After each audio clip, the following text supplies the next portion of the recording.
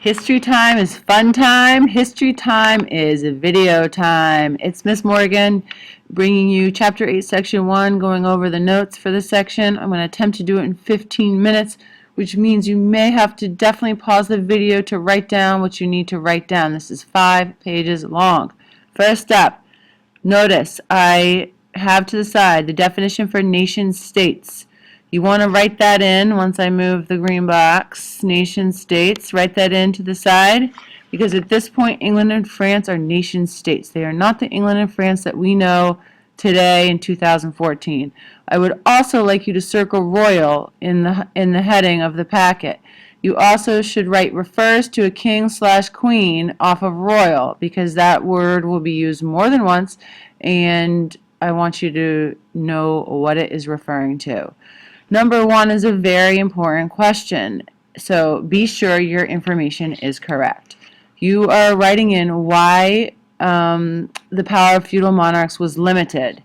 So I circled a really important answer, and you should be sure that you have it in. That explains why throughout this whole packet the monarchs in England and France are trying to get more power. They're trying to be more powerful than the nobles in the church. And this packet's all about how they're going to go about doing that.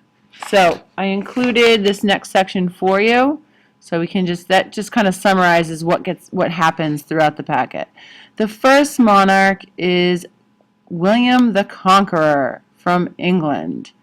So like I already said, be sure you are pausing the video if you need to catch up and write something down.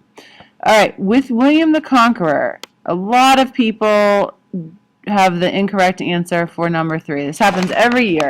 Basically, you start reading too early, and it explains how William got his position as king.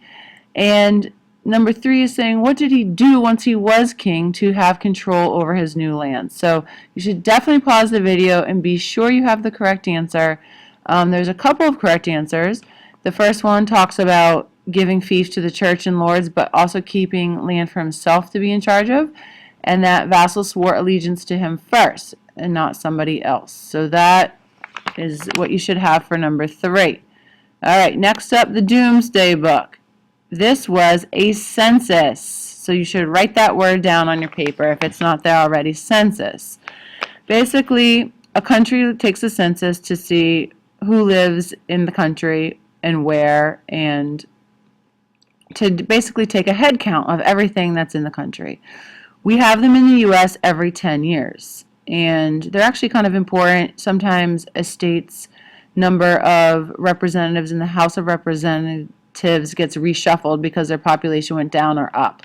So anyway, the Doomsday Book was a census for England, and it helped because it helped them to know where people are at and know how much property people had so that they could be properly taxed. So be sure number 5 is also correct.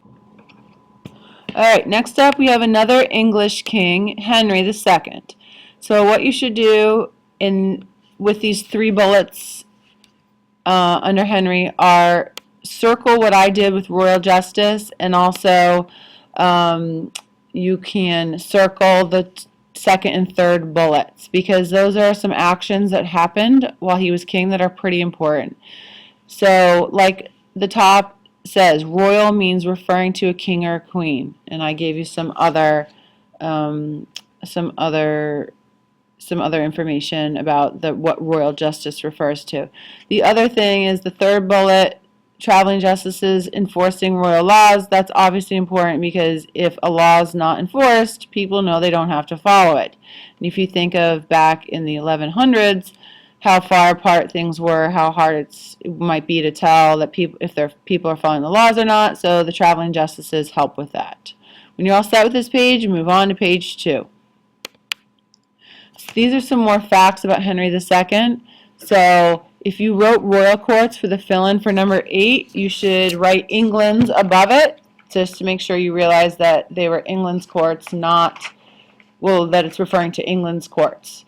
Alright, so number 9, you have facts about the early jury system, and again here you have the traveling justices, and it will explain the early jury system, and then The second bullet is talking about juries deciding which cases go to trial, and today we have that same thing. Those are called grand juries.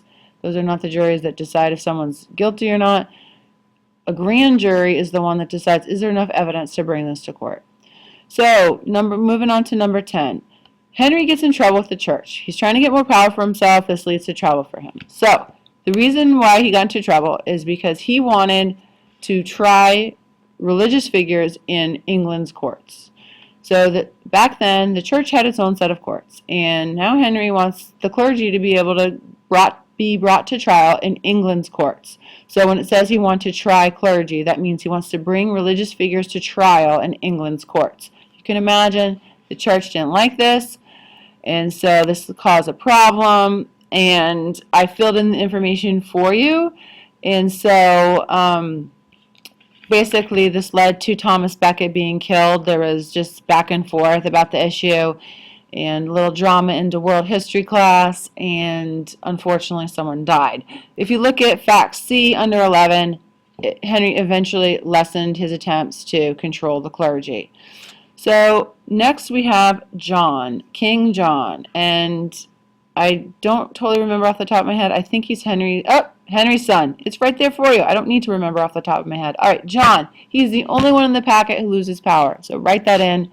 He had three main problems that are part of this packet. First, he had some battles with France and lost land for England.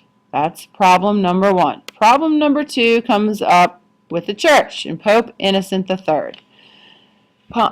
John did not accept the Pope's nominee for Archbishop of Canterbury. So a lot of times people stop writing their note after Pope's nominee. You should add in what the nominee was for, like I have there. So this caused a problem with the church. England gets placed under the interdict, which is when a whole region gets banned from Christian sacraments and Christian burial, and this is very bad. And he knew it, and so he gave in to the Pope, and what he had to do because of his problems with the church is listed under number 14. So papacy is referring to anything related to the Pope. All right, his third problem had to do with nobles in England. And there was something called the Magna Carta. And the reason why he was forced to sign it by his nobles is because they're upset about too many taxes and other power abuses. So there's a little more on the next page. When you're good to go on page 2, head on to page 3. So, how was the Magna Carta influential in England? First, there's the idea that the nobles had certain rights. And eventually this is extended to all citizens in England, but starts off with the nobles. And the king has to respect these rights. And also the Magna Carta sets up the idea that the monarch has to follow the law as well. All right, then there were two definitions. It said to use the glossary. Not everyone used the glossary. So you should be sure you have good definitions for these terms, and pause the video and fix your definitions if you did not use the glossary definition. So number 18, what are the legal rights of people that are included in the Magna Carta? Well, the first one listed says that you cannot be arrested randomly for no reason. You have to be charged with a crime first. That relates to habeas corpus. And then the Magna Carta establishes the ideas of due process of law and habeas corpus for England. What about taxes? What does the Magna Carta say about taxes? That the Great Council of Lords and Clergy has to be consulted before new taxes are issued. So that's important to have. Sometimes this answer is not totally accurate on people's papers, so you should make sure that yours is. Also, 500 years after the Magna Carta, the ideas in the Magna Carta influenced American colonists when the colonists were trying to create a new country and rebel against England and get independence from England. Or Great Britain, I should say. All right, so that is John and everything he did and what came out of it. Lastly, we have Edward the First. So he is also from England. So the Great Council that was mentioned under King John in the Magna Carta eventually evolves into Parliament. So I would circle what I've circled on your paper. I would do the same thing and maybe even highlight it. Let's get that highlighter out. All right, highlight. Oh, it does. Oh, there we go. Perfect. So what you see here is that there's different groups of parliament, and you had to write in A and B, and the two groups of lords and clergy were part of what's called the House of Lords. The common people, which included 2 knights from each county and people from towns, was the House of Commons. And in my red writing, you see that I wrote Congress, Senate, House of Representatives. That's because when the American colonists were creating our country's government, they modeled the legislative branch off of Parliament from England. So we have the Senate, which is harder to get into because there's fewer senators than there are representatives. Maybe you do know how many senators there are? Think of how many states there are. And if you said 100, you are correct. 2 senators for each state. The House of Representatives is based on population. There's, I think, 438 of them. So I'm going to stop the video here with all the English monarchs and make a separate video for the French monarchs. So be sure you have all the information you need, and when you do, you can stop the video. And this has been History Unraveled. See you next time.